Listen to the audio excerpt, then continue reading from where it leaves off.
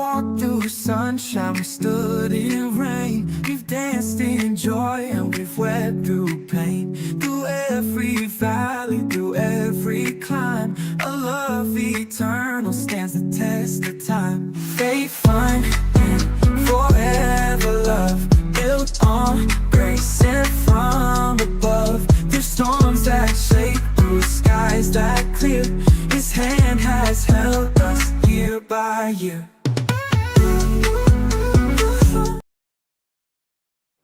Hey, what's up, America? We're back by extremely popular demand. Is that it?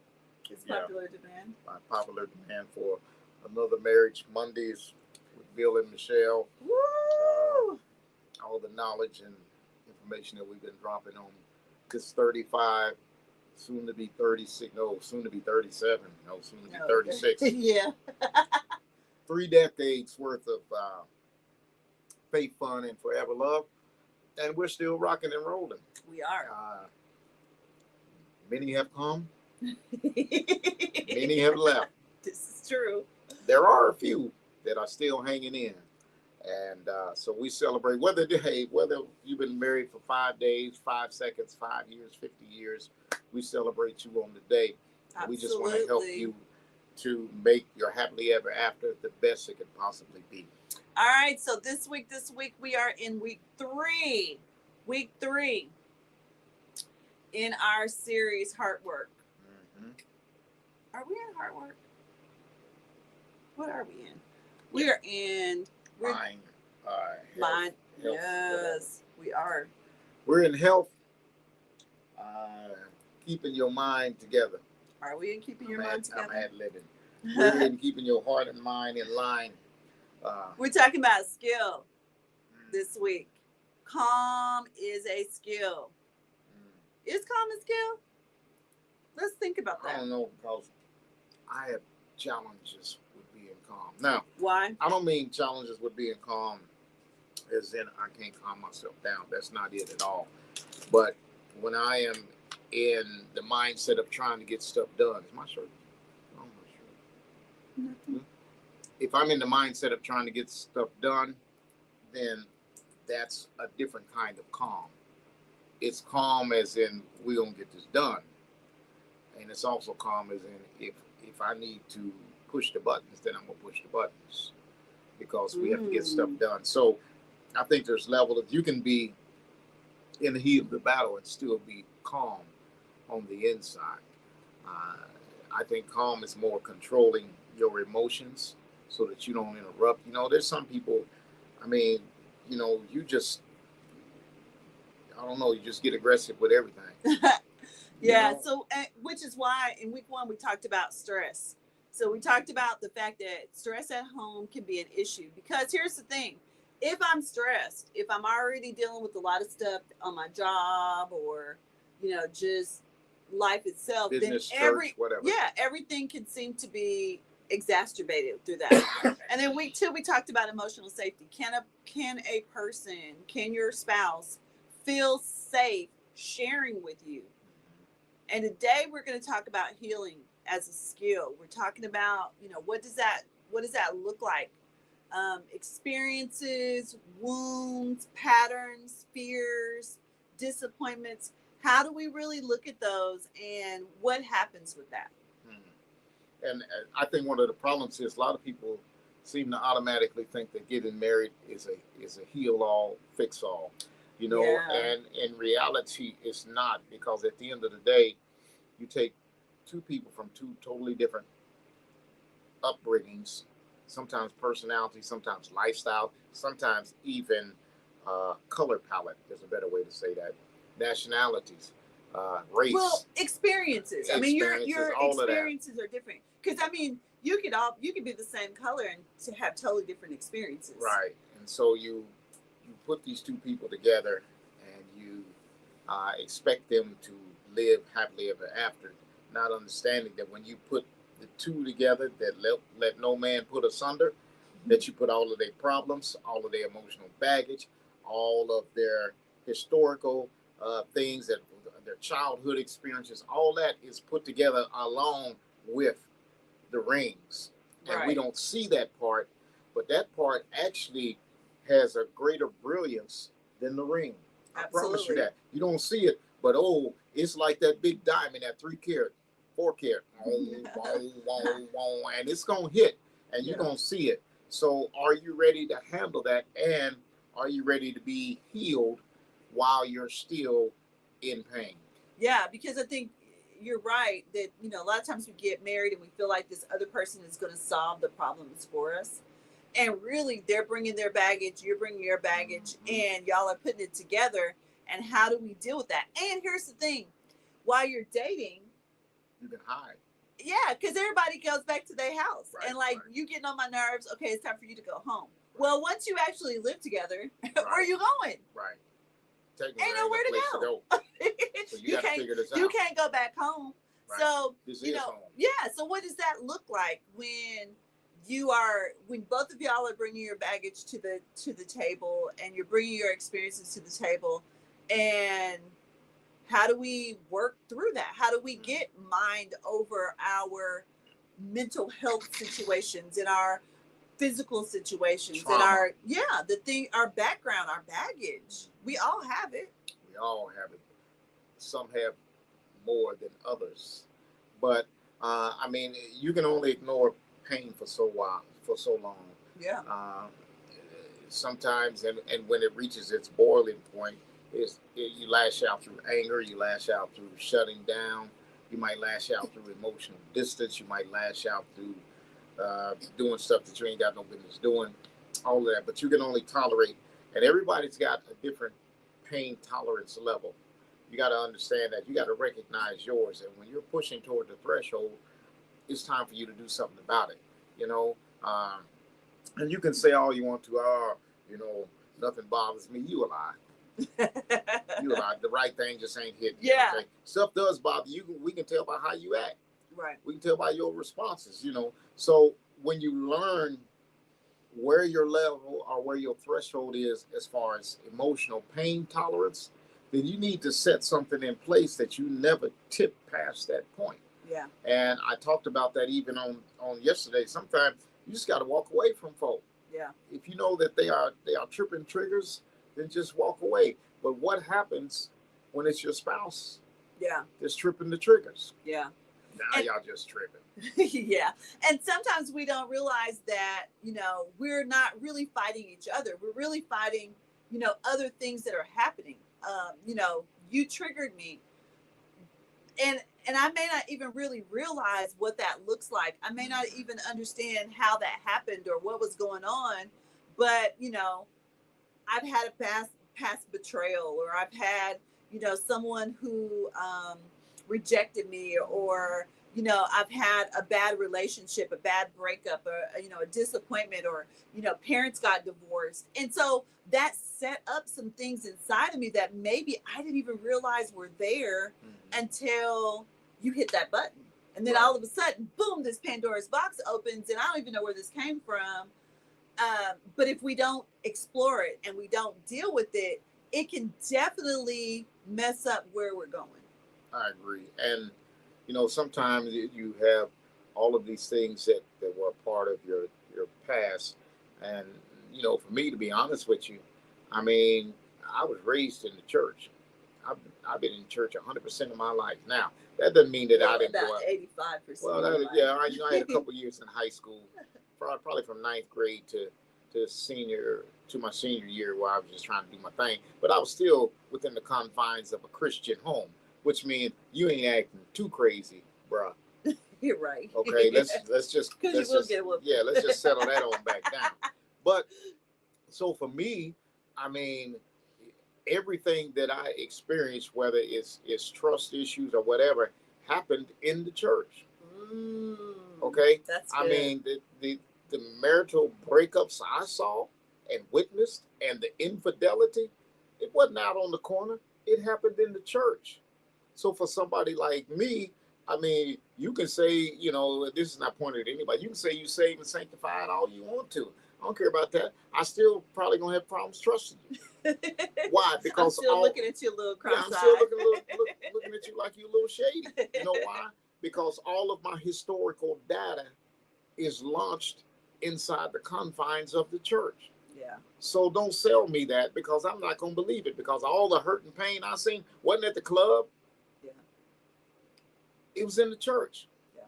Right? So if you understand that's one of your trigger points, then you have to be careful about that, because you will see things differently That's because true. of your historical baggage. Yeah, because your lenses are different. My lenses are different. I wear bifocals, but sometimes when it comes to trust issues, I might wear trifocals or quadruple focals or something, because my lens is different.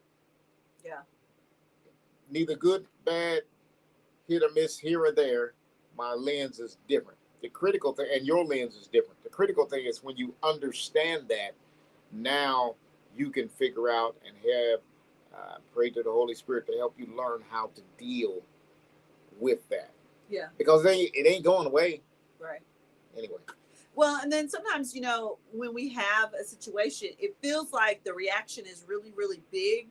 And you're thinking, like, why are you tripping over that? Because if you're honest, the trigger and the reaction are much deeper than surface. They're much deeper than, you stepped on my toe, or you didn't wash the dishes or something. It's a real unresolved issue that is there that we don't really know how to really start dealing with. But healing starts when we stop pretending like we're okay and stop saying, oh, I'm fine, I'm this, I'm that. We have to say, that hurt me, that, I'm still carrying this. Did you know? And sometimes we have to go into our, for lack of a better term, our closet and bring out some of those skeletons, because they need to be addressed, because our person doesn't know why, our mate doesn't know why we are angry, or why we, when this certain thing happens, you always lash out, or you always clam up, or you always retreat. Because here's talking to wives sometimes, husbands don't like to necessarily talk about all of their stuff, and so they will run in order to not have to deal with it. And so, I'm getting in the car and I'm gonna go here, or I'm gonna go there, or I'm gonna leave. Not necessarily that here, put that in, or not necessarily that I'm going to leave you, but that I'm going to go take a ride. I need to clear my head. Well, sometimes in clearing your head, that can be a problem, depending on how you're doing it. And so that's why we're having this conversation around healing and making sure that our mental health, our awareness of who we are and what's on the inside of us is really a conversation that we're having together. Right. And healing requires honesty, and it requires you being honest with yourself, honest with God, and certainly honest with your spouse, because they need to know your set off points. Because if they don't, then you enraged and they don't even know why. And you observe from a different lens or different perspective. I'll say it like this, as a wife, you can look and say, okay, she getting too flirty with my husband, right? That's usually you. You're usually the one to be like, hey, that's too much. Yeah. In a New York minute. Because that's, and it's not necessarily with me, it's with anybody. You'd be like, oh, no, they too flirty. Yeah, but that's on your radar. But that's high on my radar because of my historical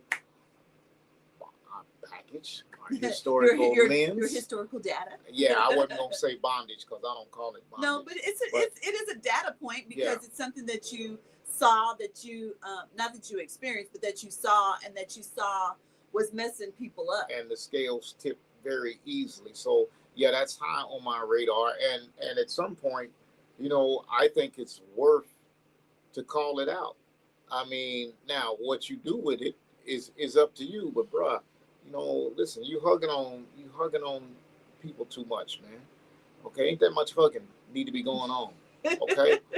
No, I'm just being for real. You hugging too much, man, bro. Shake hands. You hugging and goo wilding and yeah, I can tell when you being slick. whether you the bishop You calling them or out, the huh? janitor. You I calling can, them out? yeah, I mean, I can tell okay, you gamey. That's what I call it. You gamey. You got too much game. You know, you still got gamey in you, man, and you need to back that stuff out because it'll get you in trouble. And most people already know it. Let's be honest. I mean, but that's been your hustle. That's been your go-to for years. And so why stop when it seemed to be working? Until you run into somebody who gonna smack. Never mind. We about to get in trouble. Who not gonna put up with that? Thank you. That was much better. Okay.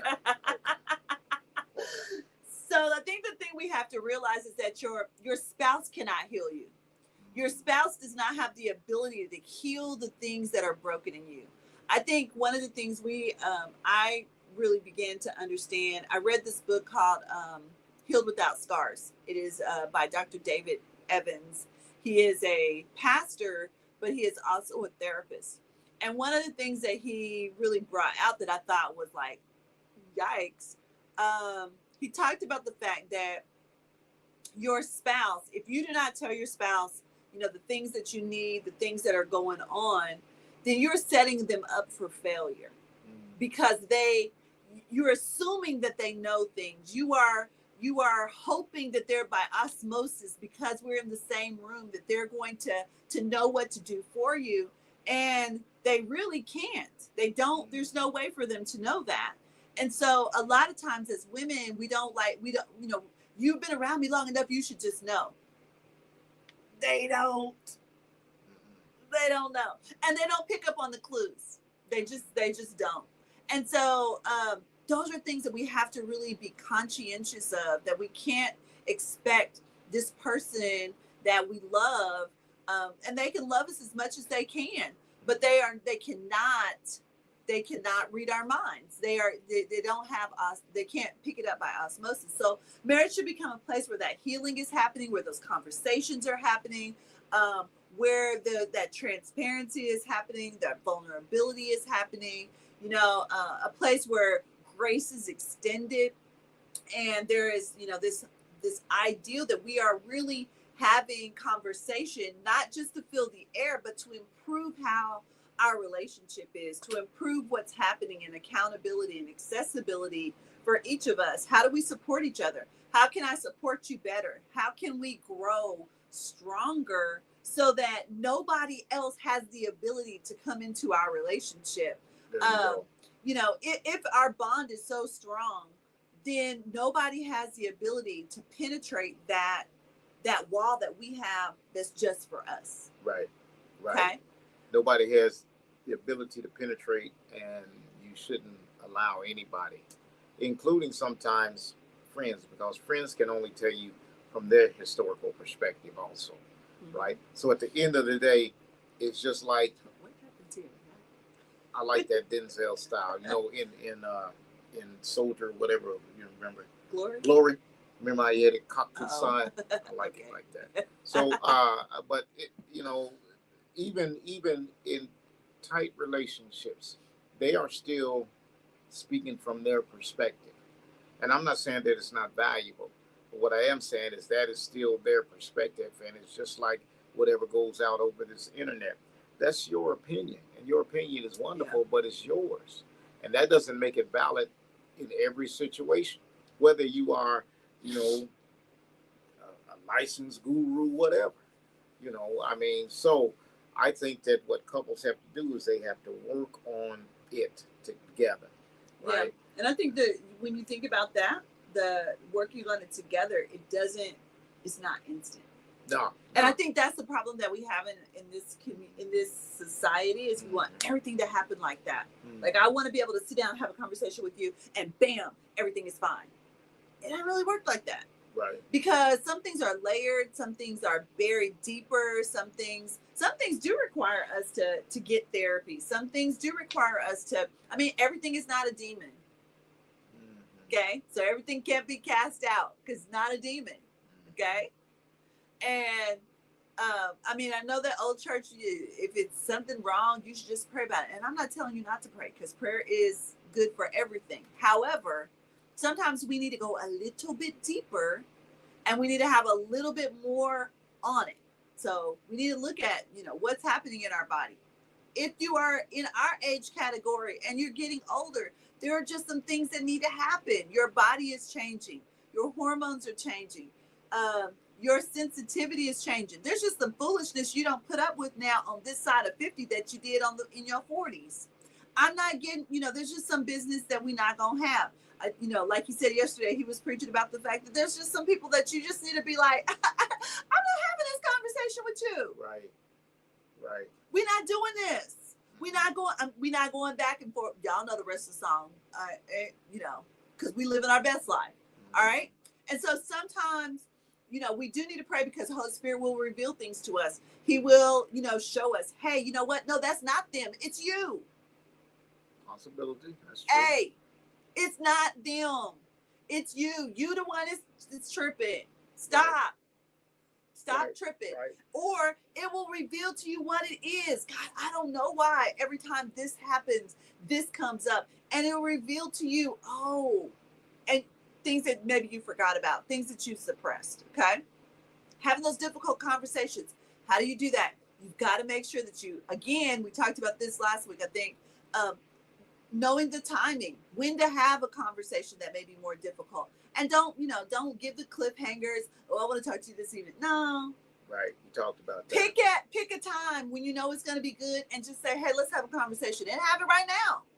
Right. Okay. So don't do weird stuff. Don't put people in spaces where they are going to come out and be defensive. But then other things, sometimes it's really about how do we relearn each other? So, do you have some time where you take to just go and learn each other again? Spending that time together, spending that time, offline, to really just have some conversation. Right. And to know. And I think you need to have conversation enough where even when you have hard conversations, it's still comfortable. But if you never talk, and the only time that you have conversations is when they're tough conversations, then every time you open up your mouth, my guard goes up. My dukes go up or whatever. But if you have conversations just regular, where you're laughing, enjoying each other's company, having fun, then when you have to have hard conversations, it makes it easier because you are used to communicating. Okay? But if you're not used to communicating, and every time we do communicate, it's an argument, that's going to be problematic in your marriage, because that's going to be how you view your communication. Every conversation, every time you communicate, it ends up being an argument, which means subconsciously you start preparing for war,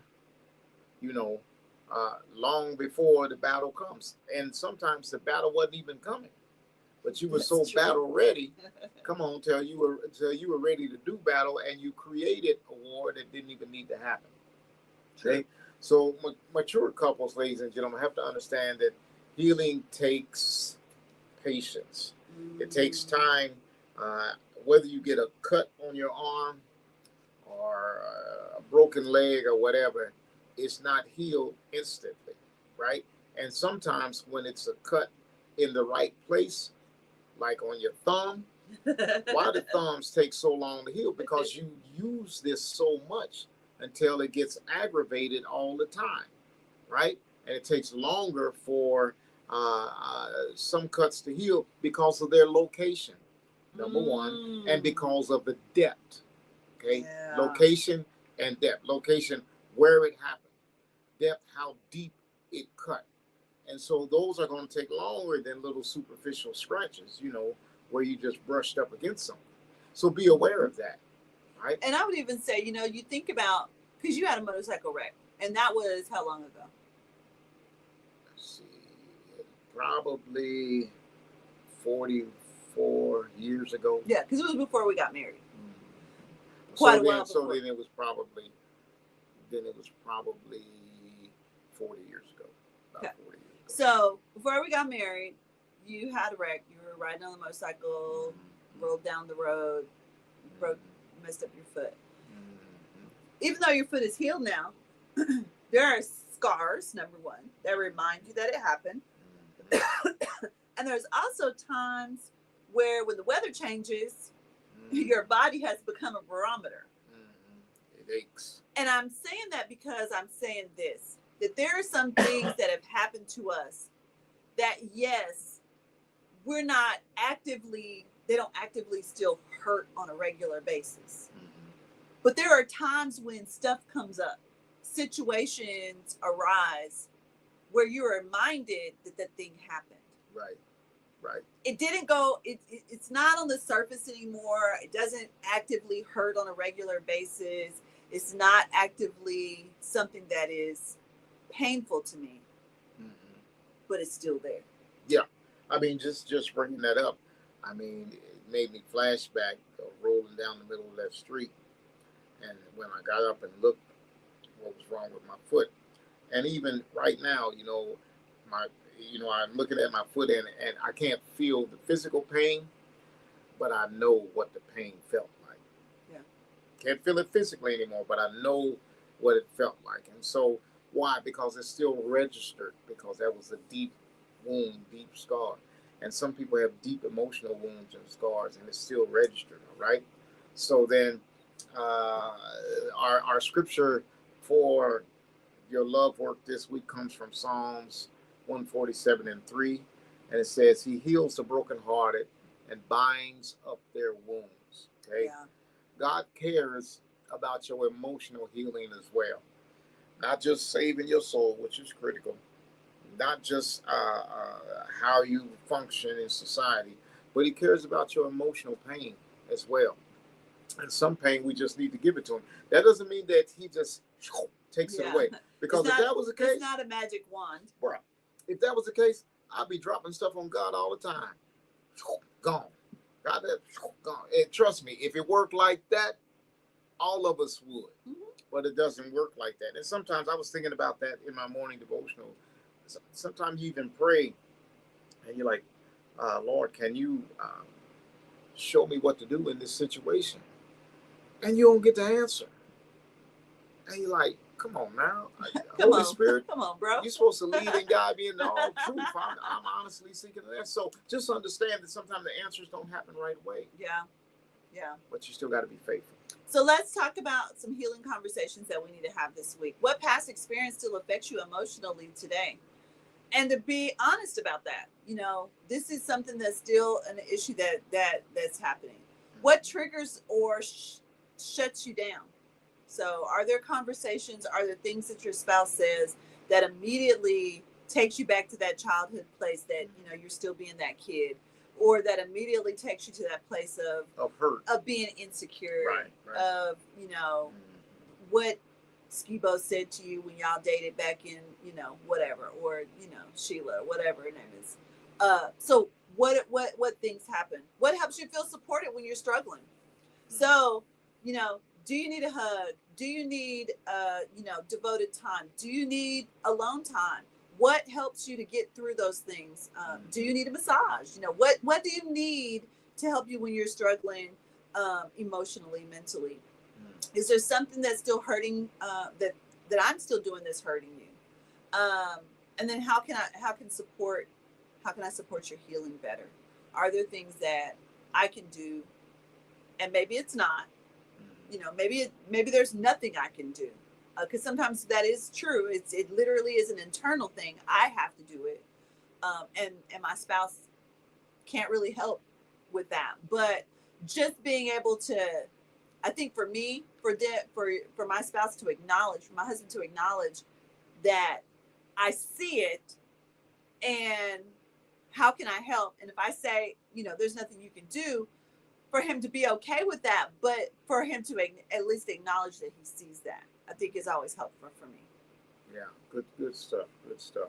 So, we're closing, but please remember that in these conversations, there's no judgment, there's no minimizing, there's no rushing people through their healing process, because what only took you a week to heal might take somebody else 2 weeks. But you don't know their body. You don't know the challenges that they face. You don't know what they have to do every day. So you can't just say that this is the blanket cure And based on this, based on my experience, you ought to be healed as quickly as I am. Right. Because that's simply not true. Yeah. Yeah. Right? Yeah. So when we think about it, it's not about criticism. It really is about making sure that we're showing compassion to each other, that we're not, we're not each other's parents, so we're not lecturing each other about, how you need to do this and what needs to happen, because ultimately I know what I need to do on the inside. I just don't always want to do it. I don't always like it. I don't always like this. Sometimes what Holy Spirit is challenging me is, and how I'm being challenged in my spirit, is to just be like, no, you don't need to do that, but I really want a yes. So sometimes it really just is supporting our spouse and saying, what did God say about it? Mm-hmm. What did God tell you? Right. What are you wrestling with? Why is this so hard? Why are you stuck on this? And so when we can really have those conversations and know that we don't have to suffer in silence, many times we do. And but if our communication is open and our environment is safe, we do not have to suffer in silence. Right. Suffering in silence is very loud. It might be silent to you, but it's loud to everybody that you encounter. All right. So next week we're going to close out our Mind Matter series with peace at home. How do you have, and that's a big one for the guys, and it is, because if I gotta be challenged all through the day, the one place that I need to come home and find peace is in my house. Yeah. If I can't find peace in my house, from a guy perspective, that's going to be problematic. Because I've been at war, not literally, but all day long. I want to come home and be like, yeah. That's why you need to have your own place. so that you can go home and be like, hey, I'm at home. Can't nobody put me out. That part. All right. So, ladies and gentlemen, we're looking forward to seeing you next week. Yep. And again, when you said that peace needs to be intentional. We need to look at how do we make our space the most peaceful. And again, remember, we're not having tough conversations in the bed. Right. That is for somewhere else, because we need our bedroom space to be the most peaceful that it can be, so we can sleep in harmony, we can love in harmony, we can have, do all of that, all the things that we do in our bedroom space in peace. And so those tough conversations, those conversations that may get a little heated, all need to happen somewhere besides our bed. Okay. We have lots of conversations in our bedroom, but those heated ones don't need to happen in the bed. They need to happen someplace else in our home, so that our bedroom and our bed is always a place of peace and of comfort. Yeah. Okay. A place of peace and comfort, and where you can get a peace. I knew you were gonna mess it up somehow. I'm gonna mess it up. All right. So thank you for this week. And what are we doing? Well, what we're gonna do is, until next time, keep building your relationship with faith, Fun, and forever love. doggy style. And remember, practice making babies. Turn this off. Thank you for watching, and make sure that you join us on YouTube and our webpage, Marriage Encounters with Bill and Michelle at Weebly.com.